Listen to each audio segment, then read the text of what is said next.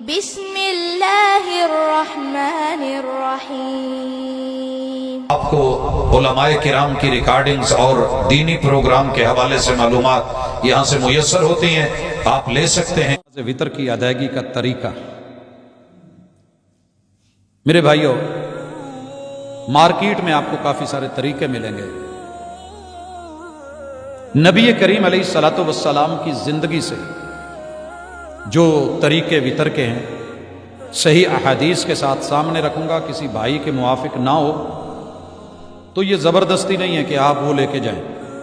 ہم نے تو جسے اپنا آئیڈیل مانا ہے ان سے جو ملا ہے بسم اللہ ویلکم، جو نہیں ملا میرے اپنے بھی ہوں تو ہم معذرت کر لیتے ہیں۔ رسول کریم علیہ الصلوۃ والسلام سب سے پہلے وطر کا معنی سمجھ لیں، جہاں آ کے آپ کو علماء مولویوں کے روپ میں دھوکہ دے جاتے ہیں۔ بھائیو، وطر کا معنی ہوتا ہے طاق، آڈ اینڈ ایون جو ہمارے ہاں ہوتے ہیں، یہ طاق اور جفت 1 3 5 7۔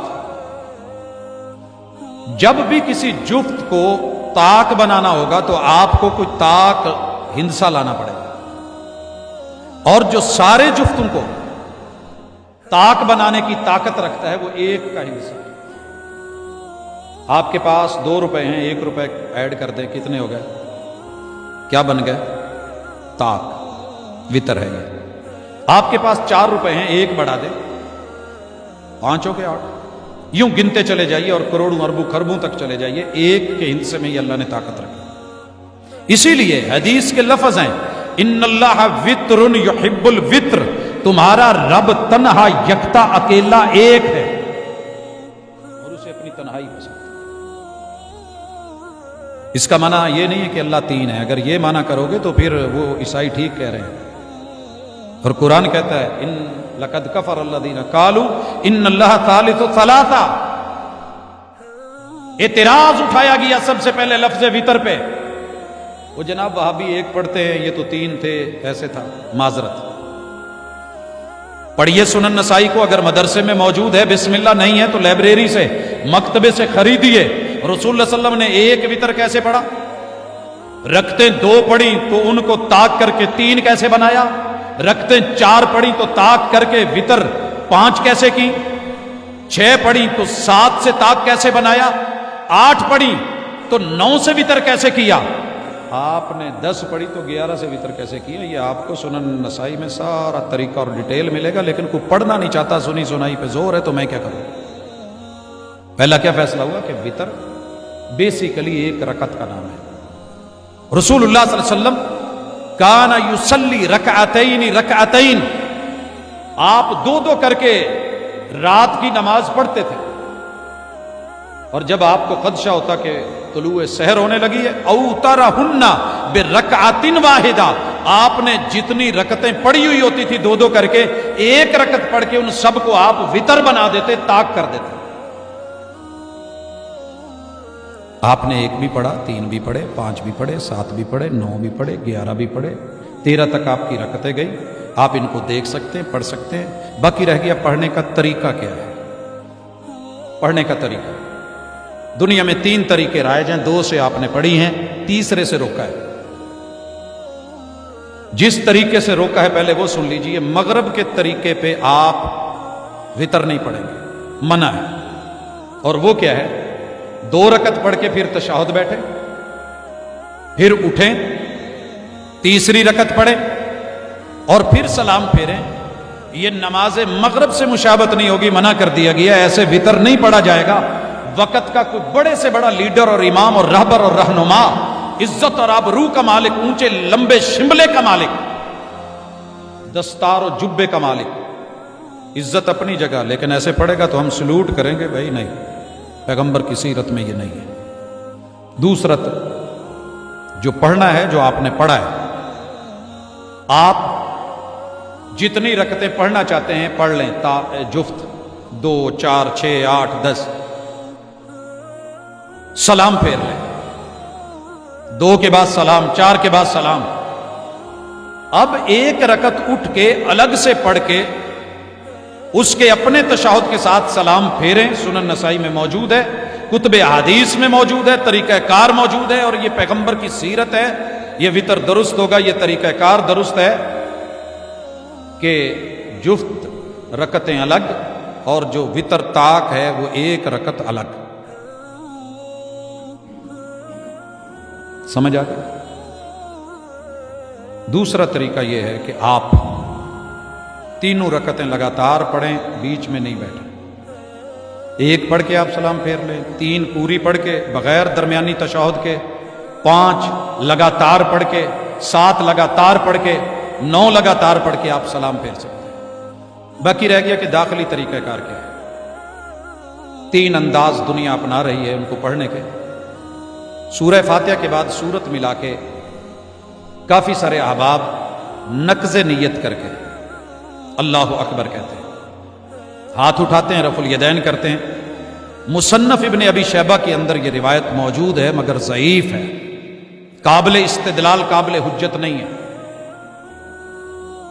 جو کرتے ہیں اسے وہ اپنی وہ دلیل سمجھتے ہیں، جو نہیں کرتے سبب یہ ہے کہ وہ قابل حجت نہیں، اس میں اتنی اتھارٹی نہیں ہے، اتنی جان نہیں ہے کہ دلیل بنا کے.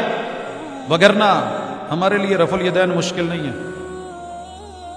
جو رکوع جاتے ہوئے کر سکتا ہے، رکوع سے اٹھتے ہوئے پوری دنیا کی مخالفت کر کے کر سکتا ہے، روایت کی سند درست اور متن درست ہوتا، ہمارے لیے یہاں ہاتھ اٹھانا کوئی مشکل نہیں. دنیا اٹھاتی ہے مگر ہم یہاں نہیں اٹھاتے. اگلی بات، یہ دعا کب پڑھی جائے؟ 2 طریقے، ایک رکوع سے پہلے، ایک رکوع کے بعد. رکوع سے پہلے، رکوع کے بعد. جو پہلے پڑھ رہے ہیں وہ بعد والوں کو غلط، جو بعد والے ہیں وہ پہلے والوں کو غلط. اللہ کے لیے سن لیجئے، جذباتی مت بنے.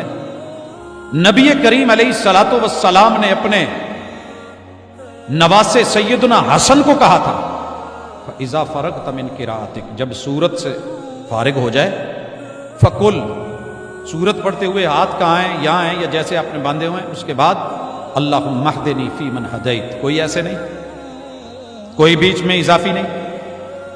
اس قرات سے فارغ ہوئے ہیں، رکوع نہیں، پڑھیے اللہم اہدنی فی من ہدیت. اور ہر بندہ اپنی پڑھے گا، امام اپنی، مقتدی اپنی، اسے جمع نہیں کیا جائے گا.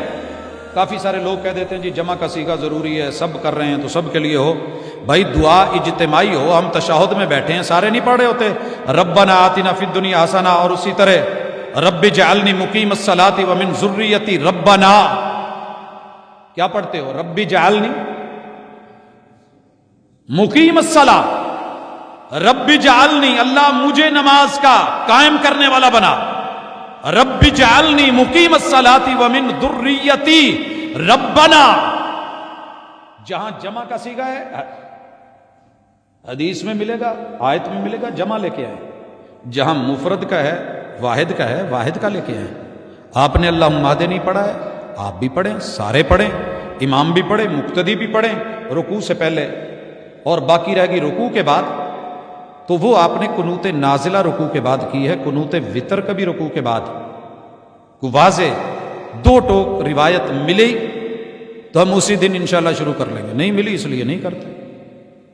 باوجود کہ سارے وہابی ان کو زندگی بھر یہی دیکھا ہے، رکوع سے اٹھے اور ہاتھ اٹھائے اور دعا مانگی. آپ نے یہ کی ہے. کانتا رسول اللہ صلی اللہ علیہ وسلم شہرا بعد الرکوع. آپ نے جو قنوت کی تھی رکوع کے بعد کی تھی، فجر میں، ظہر میں، عصر میں، مغرب میں، عشاء میں، آخری رکعت میں، فرض نمازوں کی آخری رکعت میں کی تھی، رکوع کر کے کی تھی، ہاتھ اٹھا کے کی تھی. آپ نے دعا مانگی، صحابہ پیچھے آمین کہتے تھے. قنوت نازلہ ہے، وہ کیجئے، بڑے شوق سے کیجئے، فجر میں، ظہر میں، عصر میں، مغرب میں، عشاء میں کیجئے. لیکن جو قنوت وطر ہے وہ رکوع سے پہلے ہے. اور اسی پہ امام بخاری رحمہ اللہ نے باب باندھا ہے، باب القنوت قبل الرکوع و بعدہ. کون سی قنوت رکوع سے پہلے ہے، کون سی قنوت بعد میں ہے. اور اندر روایت لے کے آئے ہیں جناب انس رضی اللہ تعالیٰ عنہ، کہا گیا ہم نے سنا ہے کہ رسول اللہ صلی اللہ علیہ وسلم رکوع کے بعد وطر میں قنوت کرتے تھے. کہنے لگے نہیں، اس بندے نے صحیح نہیں بولا، کذبا، حقیقت کے خلاف ہے. ہم نے رسول اللہ صلی اللہ علیہ وسلم کو آپ سے سنا قنوت کی دعا رکوع سے پہلے ہے. ہر بندہ اپنی پڑھے گا، امام اپنی پڑھے گا. ہاتھ اٹھانے کی چھوڑنے کی کوئی دلیل نہیں ہے، جہاں ہے اسی کیفیت میں ہے۔